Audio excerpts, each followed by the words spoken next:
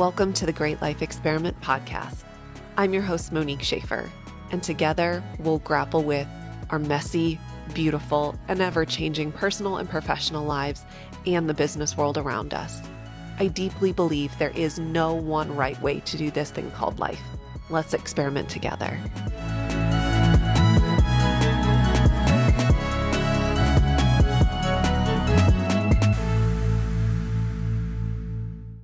As a quick reminder, friends, please note that this podcast is an independent production, and the information presented here and views expressed here reflect my personal opinion and do not reflect the views or positions of any organization or company that I'm affiliated with.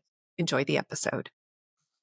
In 2025, 127,000 tech workers got laid off in the US alone.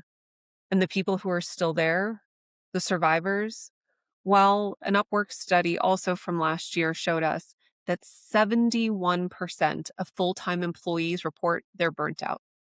Not stress, burnt out.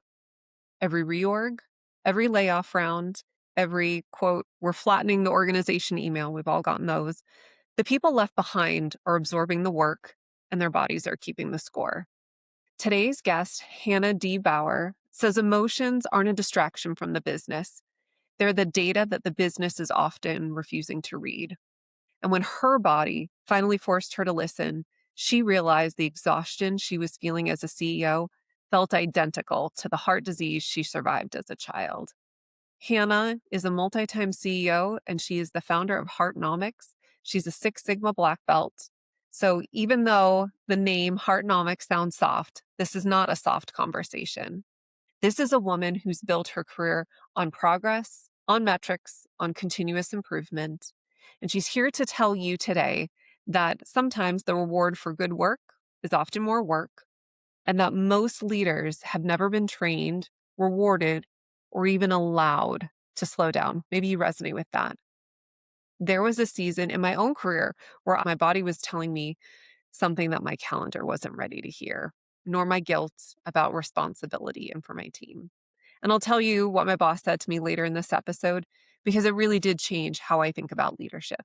So if you're listening right now in your car, on a walk, at a desk where you're supposed to be working, this episode is for you. Hanna Bauer, welcome to the Great Life Experiment. Your company is called Heartnomics. And I find those words really intentional and really powerful and slightly deceiving. Because when I first read it, I was like, what is Heartnomics? Is this like a feel-good coaching thing? But then reading your website, you really point out heart being about alignment and nomics about being about execution and the gap. And I love that it was almost deceptive because the power behind needing alignment in heart and the power of leading with the EQ and then the gap in execution.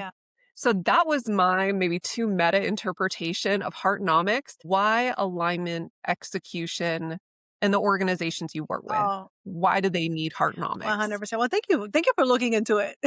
So first of all, thank you for really going into it and taking a deep dive. And yes, it is. And I think in the surface, some people think like, oh, this is like a soft thing, or is this like just a simple thing. And first of all, when you're talking about heart and you're talking about love, there's nothing soft about that. It's very hard. Anybody who's ever loved somebody, that's one of the hardest things to do as you're going through a lot of opportunities for pain, vulnerability, things that we don't really want in a sense, just without knowing the guarantees. What's on the guarantee on the other side? And there's no guarantees. So looking at the heart is really the human part, but also the economics of it. That yes, for a business, there is an ROI to hard work, not only hard work, but there's also a network, right? Because economics is not just a one thing. It's not just a one person. I know in economics, it's a whole system. It's a whole supply and demand. There's things that, go up and down. There's things that there's impact in an economic system. One is going to impact the other. So the same thing with the heart, right? And as we're looking at not only the outcomes that we want to see from operating in heart, right? Because we do want the outcomes. We want people to belong. We want people to be empathetic. We want people to be ownership. All these are results of love, right? You take care of those things that you Yeah. love. So as I looked at it, learning from my own experience of both being a very passionate person at one, well, at starting with a lot of that, but then going all the way to the other end of not embracing my passion because and listening to everybody else. No, you have to be this way. You have to have like, the all of this Mm, rigidity, which there is a place for that too. And finding yeah. myself of, well, where is the actual part to where if I am loving this, that doesn't mean I'm void of standards. On the contrary, because I love, I do have standards. And if I have Yeah. standards, I can't forget what the standards are for. And that's to take care and protect the things I love. So that's how that Mhm. combination came in. Yeah. I love that, especially since you're a multi-time CEO Mhm. and being in leadership roles in multiple organizations, right? Whether it's nonprofit or education, right? Coaching, organizational development. Like that's a powerful come from, Mhm. not being hardened by Yeah. being in those leadership roles, but that you're leaning even more into the power Yeah.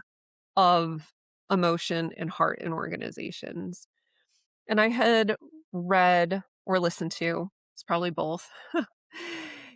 You had said that emotions are Yeah. data and a Yeah. signal and not just a problem to be avoided. It very much reminded me of Chris Voss, the FBI negotiator. It's like, no, they are telling Yes. us something. Yeah. So maybe talk to me about how you view the emotion, the heart, the human side as real data in a business and what is it telling Oh, us? that is such a good question. Thanks for asking that. If you think about even like in the business, right? When we're asking all people like, we want to bring your best self, we're talking about inclusive spaces and all that. Yet the only really part that we do measure many times is KPIs, and KPIs are avoidant of, what the emotional impact or what is the true cost and even in complying with the KPIs. And there is a cost.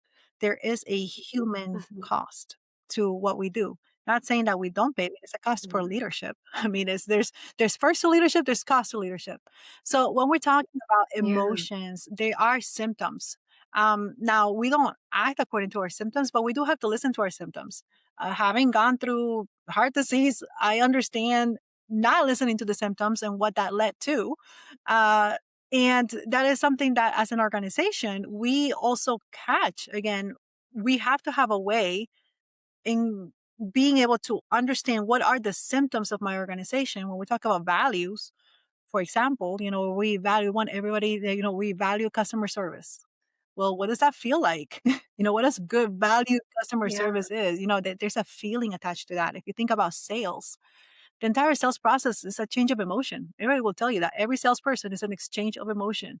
All the marketing ads, there's dealing specifically to the emotional. Hey, you want to have this, you don't before, after.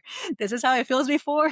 This is how it feels after. This is Yeah. without our products. This is with our products, right? So it's a constant, we're telling people all of these things about emotions, yet for our internal customers, how are we taking care of those emotions and how are we teaching that regulation to our own leaders and being able to work with each other so that we can capture, so that we are not only integrous to what we're selling, but integrous with each other. And again, that goes back to Mhm. culture, right? Because culture is the way that we think together, the way that we act together, and the way that we interact together. Yeah.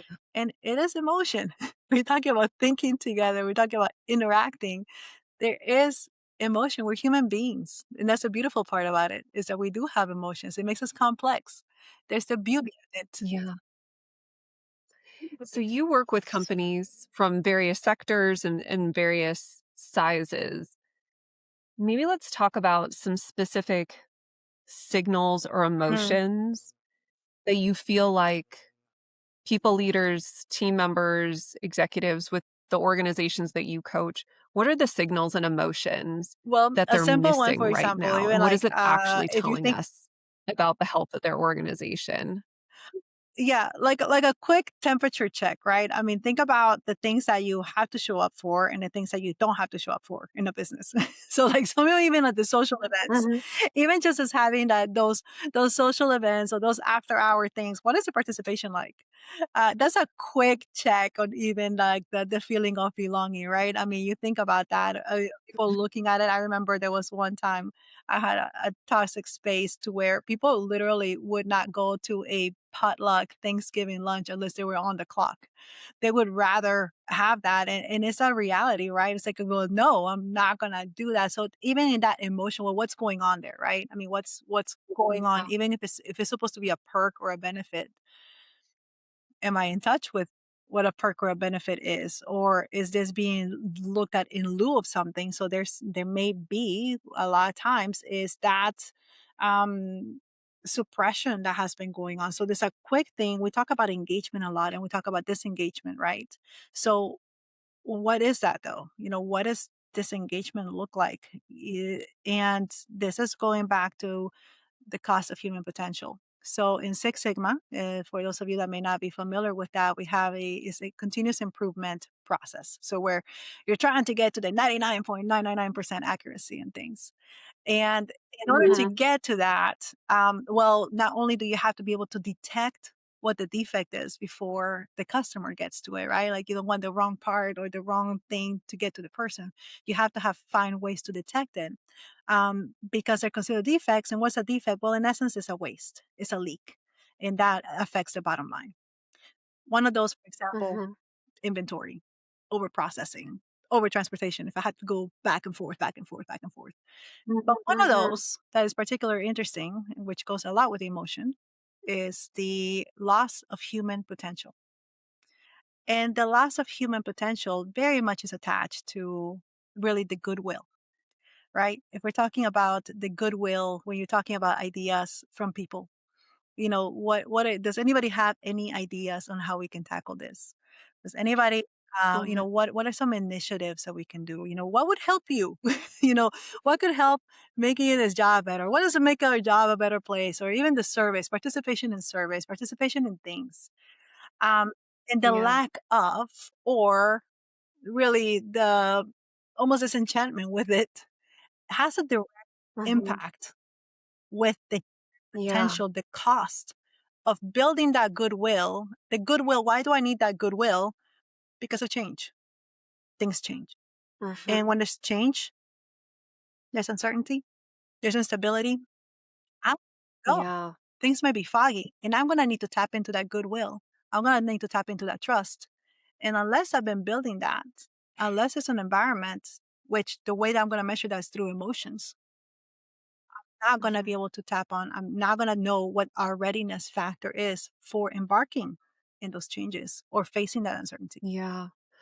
I see in a lot of organizations from my role in product, not only companies that I've worked with, but customers as well as, people say that they care about culture and values and employee sentiment Mm, and that connection and leaders that build followership and that kind of mm, connection. But I've noticed in the past 2 years in particular, in many spaces, those are viewed as nice to have and not must mm, have. And the pace of mhm. change is so fast and Yes. destructive.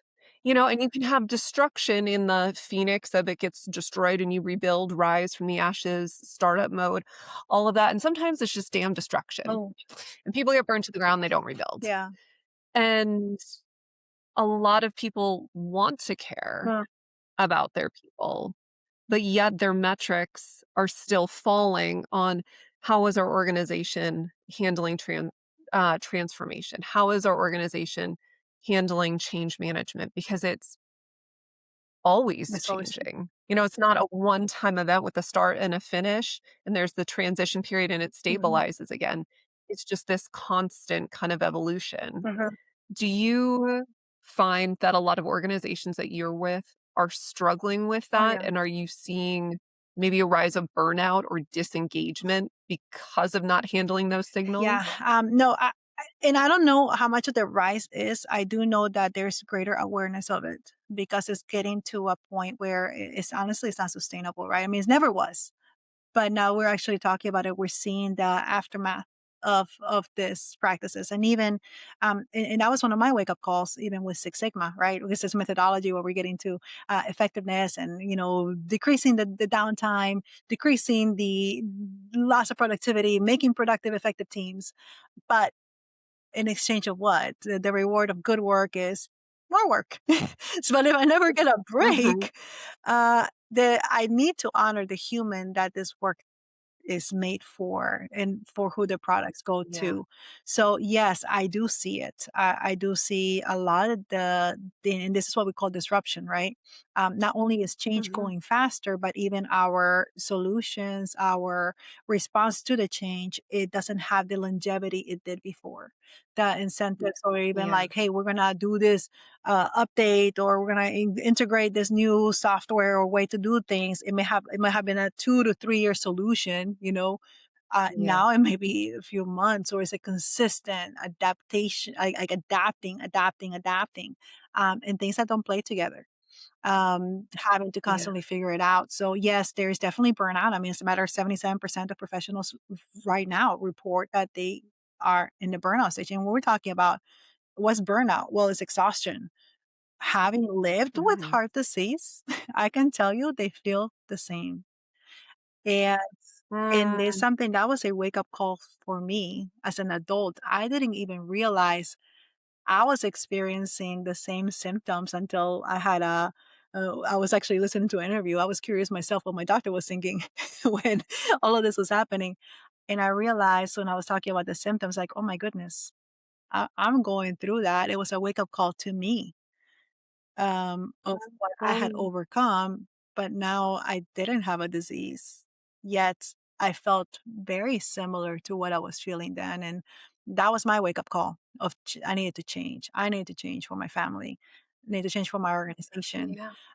In burnout, it's a real thing. Look at the mental illnesses, how they're going. Look at the the just an immune system, the different disease is showing up, families. So it is a both the bottom line needs to be the bottom line for everyone. It does Mhm. need to be that. We do need leaders to talk about it. We do need leaders to, hey, being human is beautiful. Everything we have right now is because of humans. So how are we taking care of the humans? We take so much time learning how to prompt things and talk to AI. How much time are you learning to how to communicate to the person next to you? Because that's prompting in essence. Like, they have to receive it away and like, oh no, let me correct it. It was a little bit off, and you keep on writing and you keep on talking. Are you spending that same amount of time with the human next to you to correct and then Yeah. train? Everybody knows, oh, we got to train these models. Well, what's your commitment to training the people? We call this a smart tools. When's the last time you complimented a human next to you, calling them smart? All these Yeah. things that we take the time. It's not new for us, but we're not offering the same, even just tolerance, but the same care and the same empathy to our human counterparts that many times we offer to the software. Like, oh, we're okay. Oh, it's a new software, so we're going to mess it up or it's going to make mistakes. We want the bugs, right? We're okay with it breaking down. We're okay with making mistakes. What about the new hire? Is that being said? Mhm. Like, oh, it's a new hire. It's going to have mistakes and bugs. They're in training. Or is it an immediate 1, 2, 3, you're out? It's again, and it goes back to that, and that goes again with the culture and what are we doing? What are we doing? That Mhm. takes leadership. Yeah. Oh my gosh. Okay. I have like 3 questions out of that one segment. Okay.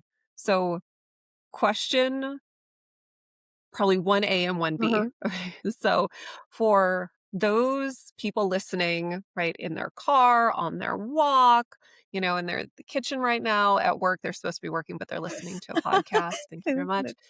And they're like, "Yes, get it." Like, working parent, even if they're not a working parent, like, they have big hobbies, they have a big life, they're in it right now, and they're like, "Yes, that is me, burnout.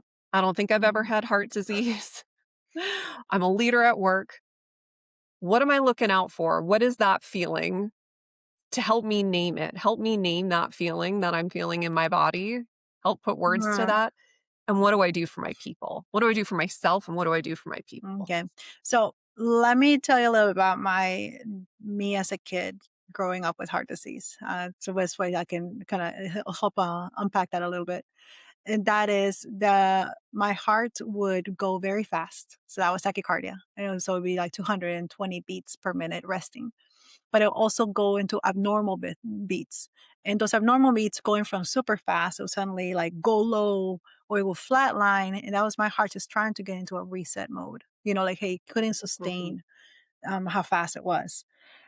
So the tachycardia, I would say, was in a way easier to sustain than the abnormal beats because the abnormal beats was suddenly like fast, slow, fast, and then like, just flatline. And tachycardia, although it was fast, it was learning to breathe through it. But until a point where my body was exhausted. So where one may make me to suddenly stop and literally have chest pains, the other one is I almost started to living with a dysfunction to where it literally led to exhaustion. In both Mhm. cases, which was a mixture of that, I was out of breath. Now, initially, when the doctors were looking at this, they thought it was problem with the lungs, maybe it was the nervous system. I was, having like, panic attack. I'm not 4 years old, but somehow like there's something, everything, because kids don't get heart disease. So that was the, Yeah. the initial theory. And one of them even said I had a severe case of mommyitis. So, uh, A severe case of what? mommyitis. Mommy-itis. Okay. That's a new Couldn't one. separate myself from my mom. So that was just like just attachment issues until Oh, I collapsed. nice. And I would say that to a lot of my listeners right now. There are symptoms. You might be thinking for, like again, it might be expressing itself in its breath, like where you think, oh, it's a lung thing. So let me take a look at the lungs or it was an asthma, it's allergy, So some of you have symptoms of like, hey, I'm just tired, exhausted, more energy drinks. I need to like, hey, I just take a break this weekend or, this next one coming up and I'm going to just push through it and push through it, push through it. Being somebody who's gone through that push, it leads to exhaustion. That exhaustion breaks Mhm. anything down, just like any machine. Like we break it down. So understanding what are those symptoms, but also understanding even like for me, when sometimes you get used to the dysfunction. Actually, when I became better, when I didn't have necessarily like the disease anymore, right? I didn't have the traumatic events. I didn't know how to be well, and that taught me the other part. Is I had Mm. to learn what well was. And I think sometimes as a leader, as you're serving, as you're going with everybody else, you're really good at maybe reading and being that servant leader. And we confuse that with giving out our reservoir, but you don't know what is well. That even when you're well, that may feel like a dysfunction, which is not. That is the functional Yeah. you. And in order to do that, you really do have to take a breath. That's how I learned to really get aligned again. And in alignment, you do have to pause. There is as much discipline, as much effort to learn to decelerate as it does to accelerate. There's Mhm. not just reward in accelerating. We look at the cheetahs, we're so excited about seeing how fast they go, but really it's not their speed that is amazing. It's their ability to decelerate just as easy as they're able to accelerate that gives them the advantage over Mhm. everybody else. That's what makes them adaptable. That's what makes them agile. So for a leader to Mhm. understanding that rhythm, like when I understood when my heart was out of rhythm, when I understood what was the rhythm of my organization, knowing when to accelerate, knowing when to decelerate. There's just as much honor, Mhm. as much work to Mhm. decelerate so you can adapt as there is in acceleration. So rewarding the deceleration, giving yourself the Mhm. grace to take a break, to stop, to breathe, and to really understand what is well and be well with being well. Yeah. There's so much power in doing that for yourself but in taking care of yourself, how you are modeling that for others. It reminds me of a time where I had, recently taken on bigger scope and work, Mm, and I had expanded my portfolio. I had more teams, more leaders underneath me, and if I look back, I had not been going to my doctor's mm, appointments. My energy was down, and just wasn't feeling well. And then I had all these symptoms that, like, I have 2 kids, started to mimic morning sickness again, mhm. but I wasn't Right. pregnant. And I was just tired, and, but I had that meeting, so I'd push out the Right. doctor's appointment, and then I'd take long weekend naps Mhm. and just kinda crash, and then it got to this point of, well, for me, inside, I feel like this, so those people that are just listening, it's kind of like the glass on water, Mm, which is why I think I'm good with emotions because internally I'm very calm and still mm. inside. And so I can pick up on other people's emotions. But I was finding that I was going up and down, and that was not glass water. Like that was some choppy water Yeah, insides, like something is not right. And so I realized I needed to take a longer yeah, break to step aside to figure out what was going on. And I wrestled with that yeah. decision for weeks. I felt like I'm okay with vulnerability, Mm, but I struggle with feeling like I'm letting people mm, down. And I had a conversation, with one of my senior leaders, with my boss, and I said, I think I need to take some time mm. off to figure out what's That's going good, on. yeah. And holding it together, very stoic man, doesn't typically go into emotions, and he goes, like, "Are you afraid of being human?" And I'm like, No, I'm afraid of disappointing Oh, you," wow. which probably went to a whole other issue, and he's like, "Listen, the best act of leadership you can do is to step away and take care of Yes, yourself, so your team knows when they need to take yes. care of themselves, they can step away." That's And of course, I immediately burst into tears of course. for that. And I was like, did I just blow up my career? But I took the time and had one of my best years ever Mhm. when I came Yeah. back 3 months later. And so it didn't have to taking that pause gave me the space to come back Mm, being ready to deal with the change that was in front of us in yeah. transformation. And I was seeing coworkers come alongside me that they're like, "I wish I took that time." Yes. And they were just drowning, and Yeah. then it becomes a performance Yes. issue.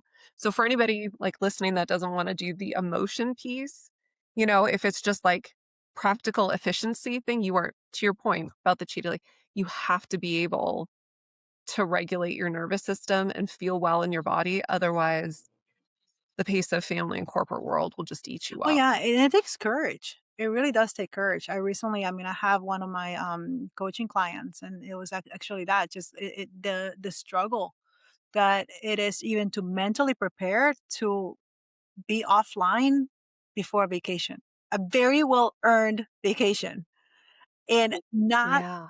"No, no, no, but, I'll be available, just in case," and it's not a big deal, like, well, okay, what is this telling that to the rest of your team? Especially when you have a retention issue right now in the organization, where you are losing talent.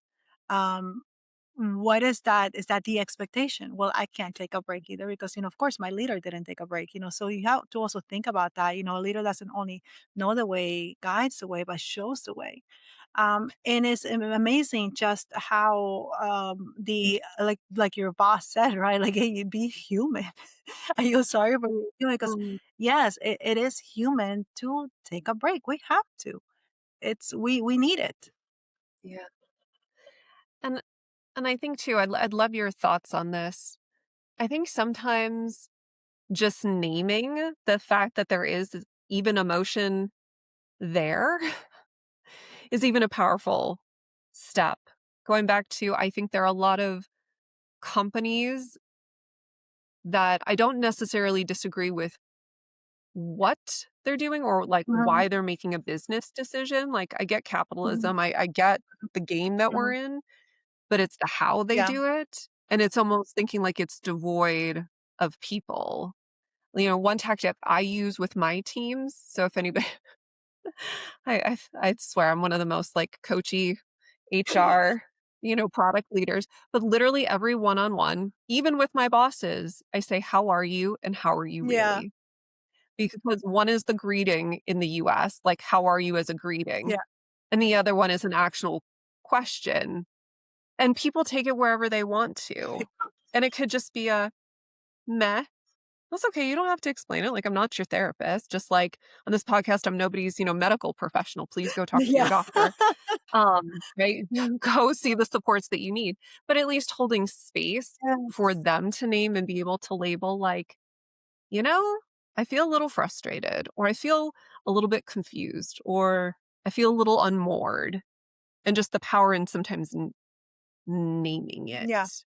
that's in the room with Oh my us gosh, in yeah. the one-on-one. That is such a big deal. I mean, even in like what with Six Sigma, that's one of the first things that we do. We define. You have to name it. What is it that we're talking about? And even just as a leader, I love the word that you use was space, because really that's what we're doing. We are guarding space to perform well, but not only to perform well, but to be fulfilled in the purpose and to Yeah. enjoy the people that we do the work with.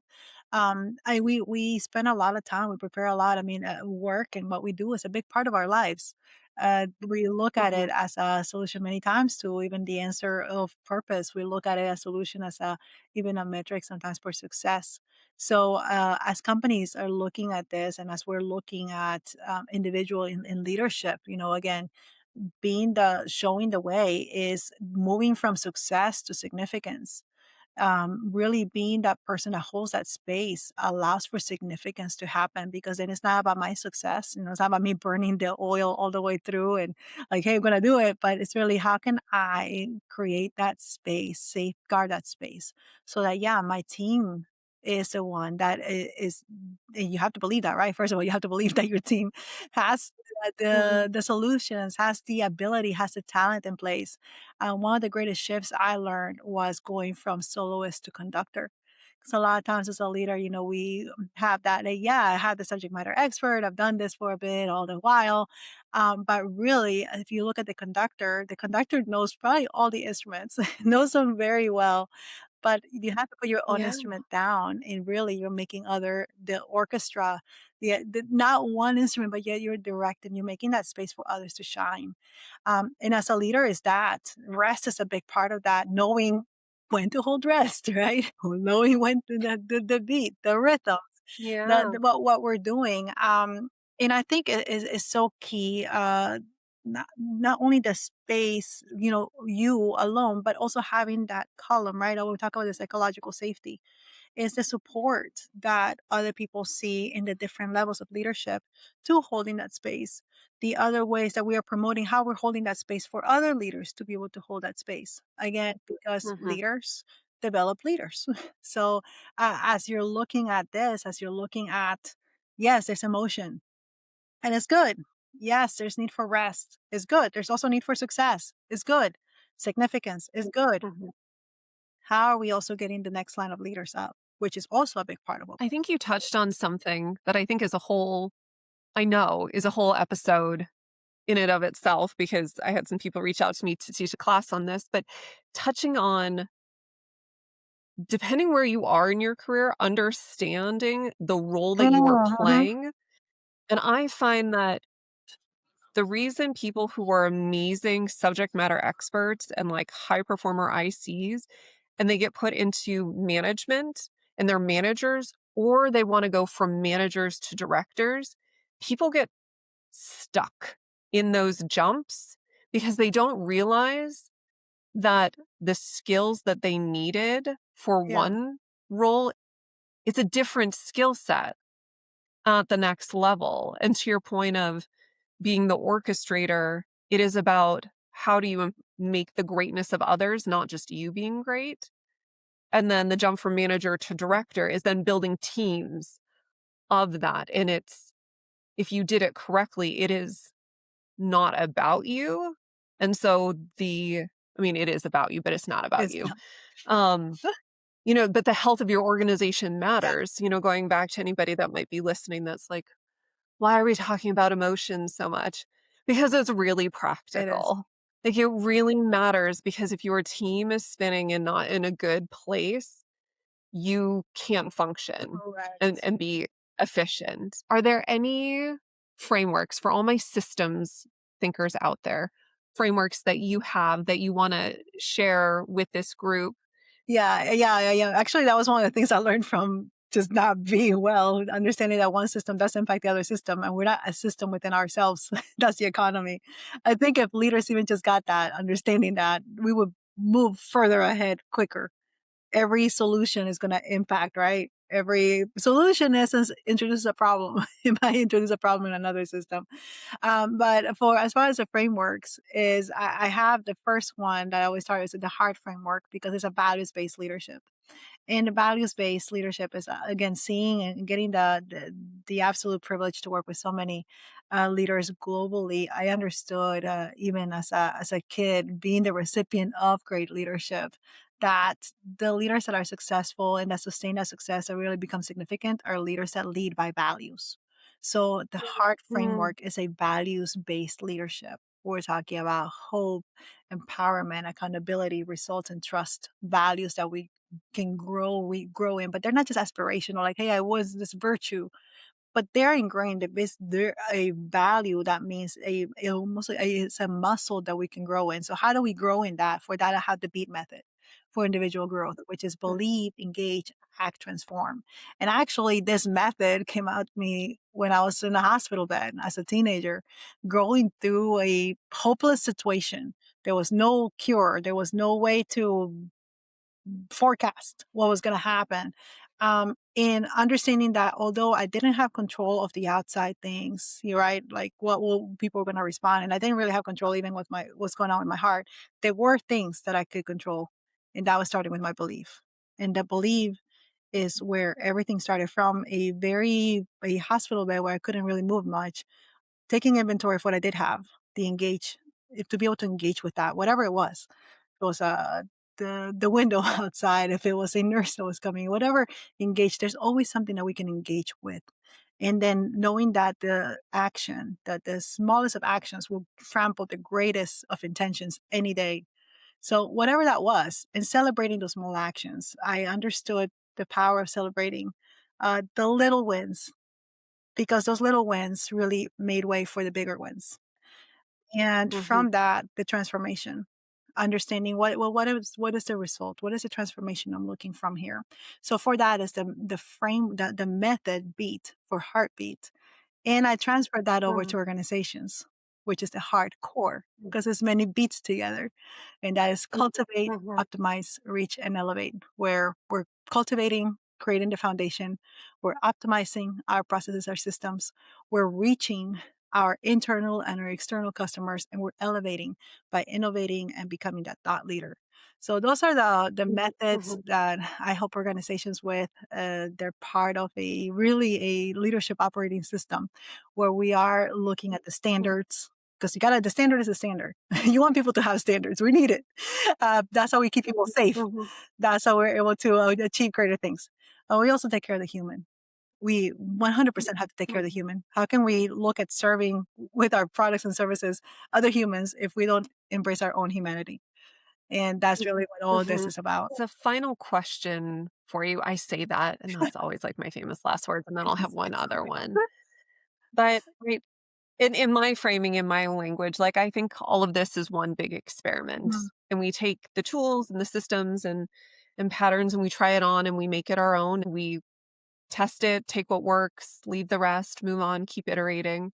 Um, and we're all having a very human experience right mhm. now. And organizations are made up of humans. And you've said sometimes experience is not the best Yep, teacher. it's that. So tell people what might be the best teacher So if it's not experience itself. yeah, so I always for me is, I experience a lot of things doesn't mean I'm learning. And really the learning, it comes not from experience, but reviewed experience. And from Mm, that is that we gotta give ourselves time and our people time to really not only debrief what happened, but take the time to learn from what happened because otherwise we're going to keep on repeating things. one of the greatest skills that we're honestly that as we're developing the what is the workforce going to be needed in the future is understanding patterns because human beings, we are creatures of patterns. There's patterns even with our digital, right? That's why they're able to find digital footprints. That's why they're able to find even advertising and marketing. Well, it's understanding those patterns, and we won't be able to see or understand what they mean if we don't take the time to review the experiences. Mhm. That's how we start looking at that. With reviewed experience, also is it makes failure that so much more welcome because as we're looking and Mhm. doing life and everything is there's a lot of times where we have and we will. Anytime you do anything, you're gonna fail. You're never good the first time. And learning to review that failure with a different perspective as part of my learning, as part of my schooling, right? That's just part of my education. Mhm. That reviewed experience provides that space for me to learn and embrace and redirect, realign, and move forward. There's been a lot of failure, not only things that, from medically, but things that came to learn. You would think like, okay, well, I understand heart and vision and that.